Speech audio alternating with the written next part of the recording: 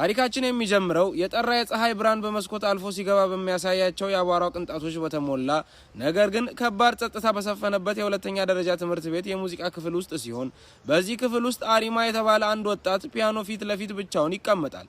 ቆይ ከዛ በፊት አሁን ላይ 200 ሰብስክራይበር አለን። እቅዳችን በዚህ 90 ቀን ውስጥ 100,000 ሰብስክራይበር ለመግባት ነው። አንችልም? እንችላለን። ሰብስክራይብ አድርጉ። በምናብ ውስጥ ጣቶቹ በቀዝቃዛዎቹ የፒያኖ ቁልፎች ላይ በስሱ እየተንሸራሸሩ ውብ ዜማ ሲፈጥሩ ይታሰበዋል። በእውነታው ግን ይህ ምስል ከደበዘዘ ትዝታ የዘለለ ምንም አይደለም። ምክንያቱም እናቱ ከሞተችበት ቅጽበት አንስቶ የሙዚቃ ህይወቱን ሙሉ በሙሉ እርግፍ አድርጎ በመተው ጣቶቹ የፒያኖውን ቁልፎች ዳግም አይነኩም። አይኖቹም ትርጉም ያጡ በሚመስሉ የሙዚቃ ወረቀቶች ላይ አያንዣብቡም። ገና በልጅነቱ እናቱ ዓለም የሚያውቀው የፒያኖ ተጫዋች እንዲሆንላት በነበራት ጥልቅ ፍላጎት የተነሳ ህይወቱን በሙሉ በሙዚቃ ዙሪያ ስትቀርጸው እርሱም በየቀኑ በማያቋርጥ ልምምድ ውስጥ በማለፍ በፒያኖ ተጫዋችነት አስደናቂ ብቃት ያዳብራል። ምንም እንኳን ብዙ የክላሲካል ሙዚቃ ውድድሮችን በቀላሉ ቢያሸንፍም እነዚህ ስኬቶቹ በእናቱ ዘንድ ፍጹም ተደርገው ስለማይቆጠሩ ከእያንዳንዱ ድል በኋላ የሚቀበለው ጭብጨባን ሳይሆን በደንብ ባልተጫወታቸው የሙዚቃ ክፍሎች ላይ በሚሰነዘርበት ስለት በሆነ ትችት ይሆናል። በእናቱ አይን ፍጹም የመሆን ይህ ከባድ ጫና በወጣቱ አሪማ ልብ ውስጥ ለእርሷ የነበረውን ፍቅር ቀስ በቀስ ወደ መራራ ጥላቻ ሲለውጠው በመጨረሻም ይህንን ጫና መቋቋም ሲያቅተው ከእርሷ ጋር ወደ ከባድ ጭቅጭቅ ውስጥ ይገባል። የሚያሳዝነው ይህ የመጨረሻ ጭቅጭቃቸው የሚከሰተው እናቱ ከመሞቷ ጥቂት ቀደም ብሎ በመሆኑ ይቅርታ ለመጠየቅ እንኳን እድል ሳያገኝ ይቀራል። እናቱ ከሞተችበት ቅጽበት ጀምሮም በድንገት የፒያኖ ድምጽ ከጆሮ ላይ ሲጠፋ የሙዚቃ ወረቀቶቹንም ትርጉም የለሽ ምልክቶች ይሆኑበታል። ይህንን ክስተት እናቱ ከመሞቷ በፊት ላደረሰው በደል እንድትሰጠው ቅጣት ወይም እርግማን ስለሚቆጥረው ከዚያን ጊዜ ጀምሮ ፒያኖን የሚነካው የእርሷን ናፍቆት ልቡን ሲከብደው ብቻ ይሆናል። ይህም ድምጽ በሌለው ጸጥታ ውስጥ በትዝታዎቿ ጋር የሚነጋገርበት ብቸኛ መንገዱ ይሆናል። በዚህ በራሱ ፍቃድ በፈጠረው ጸጥተኛ ዓለም ውስጥ ከልጅነቱ ጀምሮ የሚያውቃቸው ሁለት የቅርብ ጓደኞቹ ብቸኛ የብርሃን ጭላንጭል ይሆኑለታል። የመጀመሪያው ሱባኪ ስትሆን በትምህርት ቤቱ የቤዝቦል ክለብ ውስጥ በንቃት በመሳተፍ በኃይለኛና ቀጥተኛ ባህሪዋ የምትታወቅ የቅርብ ጓደኛዋ ትሆናለች። ሁለተኛው ደግሞ ሪዮታ ሲሆን የእግር ኳስ ክለቡ የተቀላቀለው ሴቶችን ለማማለል ብቻ ይምሰል እንጂ በዙሪያው ላሉ ልጃገረዶች ዘንድ ከፍተኛ ተወዳጅነት ያተረፈ የቅርብ ጓደኛው ነው። አንድ ከሰዓት በኋላ አሪማ ከጓደኞቿ ጋር ትምህርት ቤት በአውቶቡስ የተመለሰ ሳለ የውይይታቸው አቅጣጫ በድንገት ይቀየራል። ሱባኪ የክፍላቸው ልጅ የሆነች አንዲት ወጣት የቅርብ ጓደኛቸውን ሪዮታን እንደምትወደውና ልትገናኘው እንደምትፈልግ በመንገር ወሬውን ትጀምራለች። በተፈጥሮ ከሴቶች ጋር መዝናናትን የሚወደው ሪዮታም ምንም ሳያቅማማ ወዲያውኑ ሐሳቡን ሲቀበል ሱባኪም አጋጣሚውን በመጠቀም አሪማን በሳምንቱ መጨረሻ በሚኖራቸው የጓደኛ ማቾች ግንኙነት ላይ እንድትገኝ ትጋብዟለች። ከአውቶቡሱ ወርደው መንገዱ ላይ እንደቆሙ ግን ሪዮታ ከሌላ ሴት ጓደኛው ጋር ቀጠሮ እንዳለው በመግለጽ ጥሏቸው መሄድ እንዳለበት ይነግራቸዋል። በመሆኑም ሱባኪና አሪማ በአጋጣሚ በአንድ መንደር ውስጥ ወደሚገኙ ቤቶቻቸው ጉዟቸውን ብቻቸውን ሲቀጥሉ ከአንደኛ ደረጃ ትምህርት ቤት ጀምሮ የቅርብ ጓደኛሞች በመሆናቸውና ለረጅም ጊዜም ጎረቤታሞች ሆነው ስለኖሩ አብሮ መሄዳቸው ለሁለቱም እንግዳ ነገር አይሆንባቸውም። ቅዳሜ ዕለት ሲደርስ አሪማ ከሱባኪ የክፍል ጓደኞች ጋር ለተቀጣጠሩበት ፓርክ ከሁሉም ቀድሞ ይደርሳል። በዛፎቹ የተከበበውን ፓርክ እየቃኘ ሲጠባበቅም አይኖቹ በድንገት በአንድ አስደማሚ ትዕይንት ላይ ያርፋሉ። ከህፃናት ጋር በሳቅ የተጫወተች ፒያኖ የምትጫወት አንዲት ውብ ልጅ ይመለከታል። በሙዚቃ ጨዋታዋ ከመማረኩም በላይ በውበቷ ስለሚደነቅ ይህችን ቅጽበት በፎቶ ለማስቀረት ይወስናል። ነገር ግን ፎቶውን በሚያነሳበት ቅጽበት አንድ ኃይለኛ ንፋስ በመምጣት የቀሚሷን ጫፍ ወደ ላይ ሲያነሳው እሱም ሳያስበው የውስጥ ሱሪዋን ፎቶ እንዳነሳ ይገነዘባል። ልጅቷ አሪማ ፎቶ እንዳነሳ ስታውቅ በጣም በመናደድ ጠማማ እንደሆነ እየተናገረች በኃይል ትጮህበታለች። እሷ በንዴት እየጮኸችና እየደበደበችው ባለበት ወቅት ልክ ፓርኩ የደረሰችው ሱባኪ ሁኔታውን ስትመለከት ስሟ ሚያዞ መሆኑን በመጥራት ሊያረጋጓት ትሞክራለች። ሚያዞ የተባለችው ይህች ልጅም ከዚህ ቀደም ከሪዮታ ጋር ለመገናኘት ትፈልግ የነበረችው የሱባኪ ክፍል ጓደኛ ሆና ስትገኝ የሁኔታው አስገራሚነት ሁሉንም ግራ ያጋባቸዋል። ሪዮታም ከኋላ ደርሶ የሚያዞን ውበት ሲመለከት በጣም ስለሚደሰት ራሱን ያስተዋውቃታል። ከትንሽ የትውውቅ ጊዜ በኋላም ሱባኪ ሁሉንም በየዓመቱ በሚካሄደው የክላሲካል ሙዚቃ ውድድር ላይ የሚያዞን የቫዮሊን ትርኢት እንዲመለከቱ ትጋብዛቸዋለች። መጀመሪያ ላይ ከክላሲካል ሙዚቃ ዓለም በመራቁ ምክንያት ዝግጁ ያልነበረው አሪማ ግብዣውን ሳይቀበል ቢቀርም ሚያዞ ግን አብሯቸው እንዲያይ አጥብቃ ስለምትይዘው የእሷን ጥያቄ ከመቀበል ውጪ ሌላ አማራጭ አይኖረውም። አሪማ ወደ አዳራሹ በመግባት ከሪዮታና ሱባኪ ጋር በተመልካች ወንበር ላይ ሲቀመጥ በአዳራሹ ውስጥ የነበሩ በርካታ ሰዎች ወዲያውኑ ለይተውት በሹክሹክታ ማውራት ይጀምራሉ። ይህም ከጥቂት ዓመታት በፊት ተወዳጅ የነበረና የክላሲካል ሙዚቃ ውድድሮችን በተደጋጋሚ በማሸነፍ የሚታወቅ ወጣት ፒያኖ ተጫዋች በመሆኑ በተለይ በክላሲካል ሙዚቃ አፍቃሪዎች ዘንድ መታወቁ ምንም አያስገርምም። ዝግጅቱ ሲጀመር ተወዳዳሪዎቹ አንድ ባንድ የራሳቸውን ሙዚቃ ማቅረብ ሲጀምሩ ለክላሲካል ሙዚቃ ምንም ፍላጎት የሌለው ሪዮታ ከመጀመሪያው ትርኢት ጀምሮ እንቅልፍ ሲወስደው፣ አሪማ ግን በድሮ ትዝታዎች እየተረበሸም ቢሆን ለመረጋጋት ይሞክራል። ቪዲዮውን እዚህ ድረስ ከተመለከታችሁት ተመችቷችኋል ማለት ነው። ቪዲዮውን ላይክ ቻናሉን ደግሞ ሰብስክራይብ ማድረግ አይረሳ እንላለን። ወደ ታሪካችን ሚያዞ የቫዮሊን መጫወቻ ሰዓቷ ሲደርስም በጸጥታ ወደ መድረኩ እየተመለከተ የሙዚቃ ጨዋታዋን በአእምሮው መገምገም ይጀምራል። አሪማ በምትጫወተው ነገር እጅግ ይደነቃል። ምክንያቱም ሚያዞ ቫዮሊኗን የምትጫወተው በሙዚቃ ወረቀቱ ላይ የተቀመጠውን ጥብቅ ሕግ ተከትላ ሳይሆን የራሷን የልብ ፍላጎት ብቻ በማዳመጥ ይሆናል። አጨዋወቷ እጅግ ልብ የሚነካ ቢሆንም ስለ ዳኞቹ ፍርድ ግድ የሌላት መስላ ያለ ምንም ጫና በደስታ በነጻነት በምትጫወትበት መንገድ ልቡ ሙሉ በሙሉ ይማረካል። ዳኞቹ በአፈጻጸሟ የተበሳጩ ቢመስሉም እሷ ግን በሱ የሙዚቃ ነጻነት በጣም ስለሚደነቅ ከዚያች ቅጽበት ጀምሮ የቀን ጊዜውን እሷን በማሰብ ያሳልፋል። በአንድ ወቅት ከትምህርት ቤት ወደ ቤቱ ሲያመራ ሪዮታን ቆማ ስትጠብቅ የነበረችው ሚያዞ በአጋጣሚ ያገኛታል።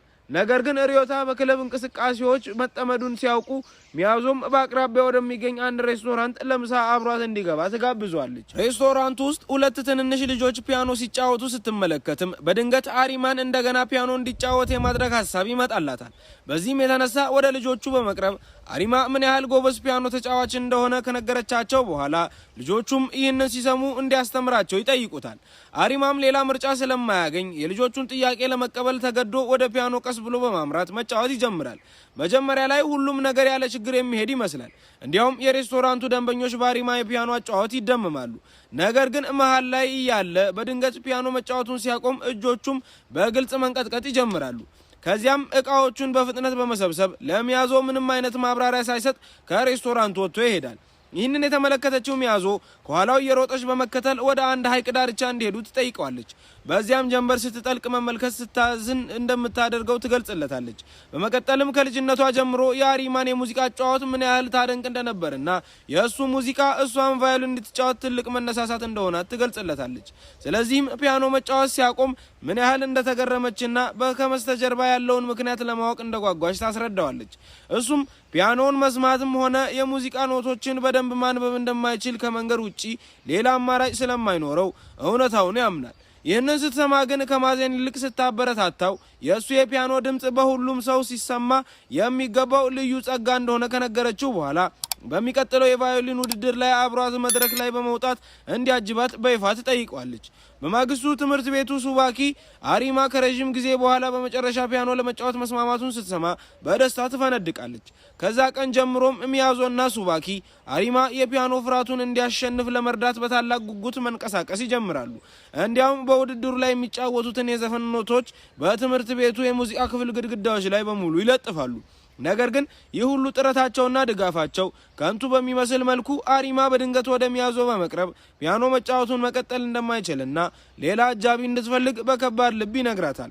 የክላሲካል ሙዚቃ ውድድሩ በሚፈጥረው ግርግርና ውጥረት ውስጥ ለመቆየት ያልፈለገው አሪማ ከሁሉም ሸሽቶ በቤቱ ጣራ ላይ በመውጣት ብቸኝነትን ሲመርጥ እርሱ የሚደነቅበትን ይህን ምስጢራዊ ቦታ የምታውቀው ሚያዞ ግን በቀጥታ ወደ እርሱ በመምጣት በውድድሩ ላይ እንዲሳተፍ ታበረታታዋለች። ፍጹም ለመሆን ከመጣጣር ይልቅ በሙዚቃው ውስጥ እውነተኛ ስሜቱን እንዲገልጽና በደስታ እንዲጫወት በመለመን ይህ አይነቱ አቀራረብ የተመልካቾችን ልብ በቀላሉ ሊነካ እንደሚችል ስታስረዳው የእርሷን ቅንነትና ጉትጎታ መቋቋም የተሳነው አሪማም ምንም እንኳን በውድድሩ እንደሚያሸንፍ ቃል ባይገባላትም ወደ ውድድሩ ለመሄድ ይስማማል። በዚህም የተነሳ በሪዮታና በሱባኪ እርዳታ ጊዜ እንዳይወስድባቸው በመስጋት ወደ ሙዚቃው አዳራሽ በፍጥነት ያመራሉ። ተራቸውን በመጠባበቂያ ክፍል ውስጥ ሲጠብቁ አሪማ በሙዚቃ ወረቀቱ ላይ ትኩረቱን ሰብስቦ እያለ ሚያዞ ወደ እርሱ ቀርባ በመድረክ ላይ ሊገጥመው ከሚችለው ጭንቀት ልታላቅቀው በመሞከር ስታረጋጋው በመጨረሻም ወደ መድረክ የመውጣት ተራቸው ሲደርስ በእርጋታና በስልት የሙዚቃ መሳሪያዎቻቸውን መጫወት ይጀምራሉ። መጀመሪያ ላይ ሁሉም ነገር በጥሩ ሁኔታ እየሄደ ሳለ የዘፈኑ መሃል ላይ ሲደርሱ ግን የእናቱ ትዝታ በድንገት በአእምሮ ሲመጣበት ትኩረቱን መሰብሰብ ይሳነዋል። በዚህም የተነሳ የፒያኖን ድምጽ መስማትም ሆነ የሙዚቃውን ወረቀት በሚገባ መለየት እየተሳነው ሲመጣ የሚያዞን ትርኢት ላለማበላሸት ሲል መጫወቱን ለማቆም ይወስናል። አሪማ መጫወቱን እንዳቆመ ሚያዞም ባልተጠበቀ ሁኔታ ቫዮሊኗን በማቆም በምልክት እንደገና እንዲጀምሩ ስትጠይቀው በእርሷ ቅንነትና ድፍረት ልቡ የተነካው አሪማም የሙዚቃ ወረቀቱን ወደ ጎን በመተው በልጅነት የማስታወስ ችሎታው ላይ ብቻ በመተማመን ወደ ፒያኖን ይመለሳል። በመሆኑም ሁለቱም ከጠበቁት በላይ የሆነ ድንቅ ትርኢት በማሳየት የተመልካቹን ልብ በደስታ ይሞላሉ። ከጥቂት ቀናት በኋላ ሚያዞ ወደ አሪማ በመምጣት ምንም እንኳን ውድድሩን ባያሸንፉም ባሳዩት ልዩ ትርኢት የተደመሙ ታዋቂ ዳኞችና ፒያኖ ተጫዋቾች በልዩ ዝግጅት ላይ እንዲቀርቡ እንደጋበዟቸው ተነግራቸዋለች።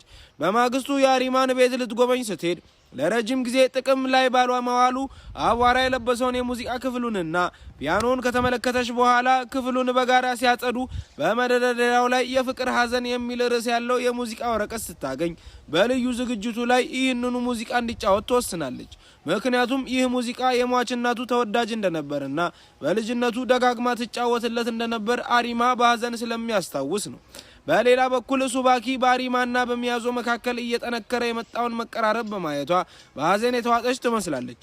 ምክንያቱም ከረጅም ጊዜ ጀምሮ ለአሪማ የነበራትን ስሜት ለራሷ እንኳን ገና አልተገነዘበችው። ከልዩ ዝግጅቱ ጥቂት ቀናት ቀደም ብሎ ሚያዞና አሪማ በሙዚቃ ክፍል ውስጥ አብረው ልምምድ እያደረጉ ብዙ ጊዜ ሲያሳልፉ የዝግጅቱ ቀን ሲደርስ ግን ሚያዞ ባልታሰበ ሁኔታ ሳትገኝ ስትቀር አሪማ ብቻውን ወደ መድረክ ለመውጣት ይገደዳል። የእናቱን ተወዳጅ ዘፈን በፒያኖ መጫወት ሲጀምር ከእርሷ ጋር የነበሩት መልካም ትዝታዎች በሙሉ አእምሮን ያጥለቀልቁታል። በተለይም እናቱ በሕይወቱ ውስጥ የሚያጋጥሙትን ሐዘኖች ተቋቁሞ ጠንካራ እንዲሆን በማሰብ የፍቅር ሐዘን የተሰኘውን ዘፈን ሆን ብላ እንደምትመርጥለት ሲያስታውስ ከዚያች የመድረክ ቀን ጀምሮም እናቱን ሞት ቀስ በቀስ ለመቀበል ይጀምራል። በዚህም ምክንያት ፒያኖ መጫወት እንዲያቆም ካደረገው የድሮ የስሜት ቀውስ ቀስ በቀስ እየተላቀቀ ይመጣል። ዝግጅቱ እንዳለቀ ግን ሚያዞ በሕክምና ላይ መሆኗን የሚገልጽ ዜና ሲደርሳቸው አሪማ፣ ሪዮታና ሱባኪ ያለምንም ማመንታት በፍጥነት ወደ ሆስፒታል ያመራሉ። ሆስፒታል ስታገኛቸውም ለዝግጅቱ ልትወጣ ስትል በድንገት በመውደቋና ጭንቅላቷን በመመታቷ እንደሆነ ብትገልጽላቸውም እውነታው ግን ከዚህ ፈጽሞ የተለየ ይሆናል። ከጓደኞቿ ፊት ከምታሳየው የፈገግታ ጭንብል ጀርባ ለመንቀሳቀስ እንኳን በሚያስቸግር ገዳይ በሽታ ብቻዋን ስታገል ሁሉንም ስቃይ በድብቅ ተሸከማለች። ከጥቂት ቀናት በኋላ ከሆስፒታል ለትንሽ ጊዜ እንድትወጣ ሲፈቀድላት ሚያዞ አጋጣሚውን በመጠቀም ወደ አሪማ ቀርባ ቀጠሮ ከጠየቀችው በኋላ በመጽሐፍ መደብር ውስጥ መጽሐፍትን ይገዛሉ። በትልቁ የአሳ ማሳያ ውስጥ ያለውን ትዕይንት ይመለከታሉ። ፓርክ ውስጥ ይገባሉ። በባህር ዳርቻም አብረው ይጫወታሉ። ቀጠሯቸው ከማለቁ በፊትም የመታሰቢያ ፎቶ እንዲነሱ ትጠይቀዋለች። እሱም ሙሉ በሙሉ እንዳገገመች ስላሰበ ወደ ትምህርት ቤት ስትመለስ ቦርሳዋን እንደሚይዝላት ቃል ይገባላታል። በሚያሳዝን ሁኔታ ግን ሚያዞ አሁንም ወደ ትምህርት ቤት መመለስ እንደማትችል ሆን ብላ ትምህርት ቤት የምትመጣው እርሱን ለማገናኘት ብቻ እንደሆነና በሽታዋም ከቀን ወደ ቀን እየተባባሰ መምጣቱን እንባ በዓይኖቿ ሞልተው ትናገራቸዋለች። ይህንን መራራ እውነት ከገለጸችለት በኋላ ከክፍል ስትሮጥ እርሱም ይከተላታል። በድንገት ግን በትምህርት ቤቱ ኮሪደር ላይ ራሷን ስታ ስትወድቅ አሪማም ወዲያውኑ አምቡላንስ ጠርቶ ሆስፒታል ያደርሳታል። ሚያዞ ከነቃሽ በኋላም እንዲህ ስላስጨነቀችው ይቅርታ ከጠየቀች በኋላ ሁኔታዋ እንዲህ በፍጥነት ይባባሳል ብላ ስላልጠበቀች መጨረሻዋ እንዲህ ከሆነ በፍጹም ባይገናኙ ኖሮ የተሻለ እንደነበር ትገልጽለታለች። የእርሷን እውነተኛ ሁኔታ ካወቀ በኋላ አሪማ የሚወደውን ሰው ለሁለተኛ ጊዜ ማጣትን ህመም ለመጋፈጥ ዝግጁ ባለመሆኑ ሚያዞን ማግለል ይመርጣል። ሪዮታም እንኳን ለጥቂት ደቂቃዎች እንድታገኛት ሊያግባባው ቢሞክርም አይሳካለትም። ከሰዓት በኋላ ግን ሱባኪ በሐይቁ አጠገብ በሚገኘው ፓርክ ውስጥ አሪማን ብቻውን በሀሳብ ተውጦ ስታገኘው ሚያዞን ይወዳት እንደሆነ በቀጥታ ትጠይቀዋለች። እሱም ስሜቱን ሲገልጽላት ሱባኪ በቅናት ብትሰማውም ለጓደኛዋ ደስታ ስትል ከመጸጸቱ በፊት ለሚያዞ ስሜቱን እንዲነግራት ትገፋፋዋለች። የሱባኪን ቃል ከሰማ በኋላም አሪማ ጊዜውን ከመምሸቱ በፊት ስሜቱን መግለጽ እንዳለበት ተገንዝቦ ወዲያውኑ በሆስፒታል ሊያገኛትና በህንጻው ጣሪያ ላይ አብሮ ለመመገብ ይወስናል። በከዋክብት የተሞላውን ሰማይ ከበስተጀርባቸው አድርገው በህንጻው ጣሪያ ላይ ሳሉ አሪማ ለረጅም ጊዜ በውስጡ የያዘውን ስሜት በማውጣት ከእርሷ ጋር ዳግም ወደ ሙዚቃ ዓለም መመለስ እንደማይፈልግ ይነግራታል። የእርሱን ልብ የሚነካ ኑዛዜ በሰማች ጊዜ ግን ሚያዞ መልስ ከመስጠት ይልቅ ወደ ሰማይ ቀና እንዳለች በዝምታ ትዋጣለች። ከዚያም ወደ ክፍሏ ለመመለስ ስትሞክር ድንገት የሰውነቷ ጥንካሬ ከብዳትና እግሮቿ የተንሸራተቱ በቀጥታ በያዛት የአሪማ እቅፍ ውስጥ ትወድቃለች። በዚህ ቅጽበትም ሁሌም በደስታና በህይወት የተሞላችው ልጅ ለመጀመሪያ ጊዜ ወደ ስስና ተሰባሪ ፍጡርነት ስትቀየር ይመለከታል። እርሷም በእንባ እየታጠበች ሞትን ለመጋፈጥ ዝግጁ ባለመሆኗ ምን ያህል እንደፈራች ትነግረዋለች። ከጥቂት ቀናት በኋላ የመዳን እድሏ ከ50 በመቶ በታች መሆኑን የሚናገረውን መራራ እውነት ተጋፍጣ ሚያዞ የቀዶ ጥገናውን ለማድረግ የሚያስችላትን የመጨረሻውን የድፍረት ጠብታ ከውስጧ ታመነጫለች። ይህንን ከባድ ውሳኔ እንድትወስን የሚገፋፋት ብቸኛው ኃይል ደግሞ ከአሪማ ጋር ዳግም በአንድ መድረክ ላይ ቆማ የነፍሷን ሙዚቃ ለማሰማት ያላትን የማይነጥፍ ምኞት ይሆናል። በመጨረሻም የእርሷ የቀዶ ጥገና ቀን ሲደርስ አሪማ በታላቅ የፒያኖ ውድድር መድረክ ላይ በመውጣት ነፍሱንና ልቡን አጣምሮ በተለይ ለእርሷ የጻፈውን ሙዚቃ ይጫወታል። ጣቶቹ በፒያኖ ኪዎች ላይ በሚደንሱበት እያንዳንዱ ቅጽበት ሚያዞ ከጎኑ ቆማ በቫዮሊኗ የነፍሱን ዜማ እንደምታጅብለት አድርጎ በሐሳቡ ይስላታል። ከዚያም ስሜቱን በሙሉ ለእርሷ በፈጠረው ሙዚቃ ውስጥ በማዋሃድ በጣቶቹ በኩል ያስተላልፋል። ምናባዊቷ ሚያዞ ከእርሱ ጋር በመጫወቷ የተነሳ ፍጹም የሆነ የደስታ ስሜት ፊቷ ላይ ሲያንጸባርቅ፣ እርሱም በእርሷ ህልም መሰል መገኘት ልቡ በደስታ ሲሞላ ይሰማዋል። የዜማው ፍጻሜ ሲቃረብ ግን ልክ የመጨረሻ የስንብት ፈገግታ እንደምትሰጠው ሁሉ በድንገት ቫዮሊኗን በማቆም ምስሏ ከእርሱ የመጨረሻ ኖታዎች ጋር ተዳምሮ ቀስ በቀስ እየደበዘዘ ይሰወራል። በዚህ ቅጽበት የእርሷ መጥፋት እንዲሁ ሐሳባዊ እንዳልነበርና በእርግጥም ትታው እንደምትሄድ የነገረችው ምልክት መሆኑን ሲረዳ ልቡ በሐዘን ይደማል። ከረጅም ሰዓታት ቀዶ ጥገና በኋላም ዶክተሩ ሚያዞን ማዳን እንዳልተቻለና ለዘላለም ከዚህ ዓለም እንደተለየች ሲያስበስረው የአሪማ ዓለም በቅጽበት ይጨልማል።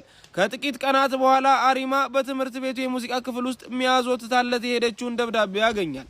በደብዳቤው ውስጥ ገና ለመጀመሪያው ጀምሮ ልቧ ለእርሱ ብቻ ይመታ እንደነበርና የህይወቱ አካል ለመሆን ስትመኝ እንደኖረች በመግለጽ ለረጅም ጊዜም እርሱ ያቀረባቸውን የሙዚቃ ትርኢቶች በሙሉ በድብቅ ስትከታተል እንደቆየች ታስረዳዋለች። እንዲያውም እርሱን ፒያኖ ሲጫወት ካየችበት ቅጽበት አንስቶ ቫዮሊን እንድትጫወት መነሳሳቷንና ለክላሲካል ሙዚቃ ጥልቅ ፍቅር እንዲኖራት እንዳደረገው ከጻፈችለት በኋላ ወደ እርሱ ለመቅረብ እንድትችል ብቻ ሪዮታን እንደምትወደው በማስመሰል የፈጠረችው ውሸት በህይወቷ ውስጥ የፈጸመችው ትልቁና ብቸኛ ውሸት እንደሆነ ትናዘዝለታለች።